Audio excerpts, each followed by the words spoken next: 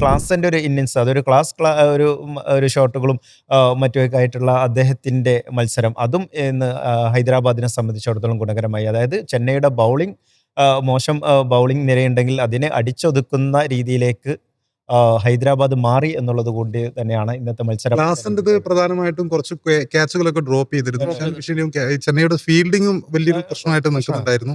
എങ്കിൽ കൂടിയും ചെന്നൈയുടെ ചില ബോളിംഗ് ഓപ്ഷനുകൾ വളരെ എന്താ പറയുക, ഒരു ഘട്ടത്തിൽ അഖിൽ ഹുസൈൻ ഒരു ഓവർ ബാക്കിയുണ്ടായിരുന്നു. അതിനൊപ്പം തന്നെ സ്പെൻസർ ജോൺസന്റെയും ഒരു ഓവർ ബാക്കിയുണ്ടായിരുന്നു. പിന്നെയും കമ്പോജിന് ആ ഓവർ കൊടുക്കേണ്ട ആവശ്യമുണ്ടോ എന്നുള്ളത് ബൗളർമാർ മോശമാണ് എന്നുള്ളത് ഒരു യാഥാർത്ഥ്യമാണ്. പക്ഷെ ബൗളർമാരെ യൂസ് ചെയ്യുന്ന കാര്യത്തിലും ഋതുരാജിനെ പറ്റുന്നുണ്ട്.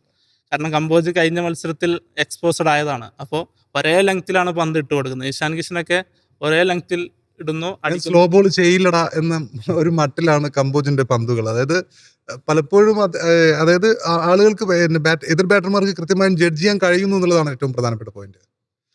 പിന്നെ ഇഷാന്റെ ഇന്നിങ്സിനെ കുറിച്ച് എന്ത് പറയുന്നു സമീർ? ഇഷാന്റെ ഇന്നിങ്സ് എന്ന് പറഞ്ഞാൽ ഇപ്പോൾ സഞ്ജു കളിക്കാൻ ഉദ്ദേശിക്കുന്ന ഒരു ഇന്നിങ്സാണ്, കാം ആൻഡ് കമ്പോസ്ഡ് എന്ന് പറയാം. കാരണം 50 ഒക്കെ എടുത്തിട്ടുള്ളത് ഒരു 35 ബോൾ അല്ലെങ്കിൽ 30 ബോളിന് ശേഷമാണ്. പക്ഷെ പിന്നീട് അങ്ങോട്ട് കളിയുടെ ഗതിക്കനുസരിച്ച് ഗിയർ മാറ്റുകയാണ് ചെയ്തത് ഇഷാൻ കിഷൻ. അവസാനം വിജയത്തിലേക്ക് തൊട്ടടുത്ത് എത്തിച്ചിട്ടാണ് ഇഷാൻ മടങ്ങുന്നത്.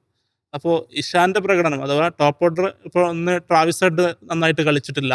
അഭിഷേക് 21-20 റൺസിൽ മടങ്ങുന്നു.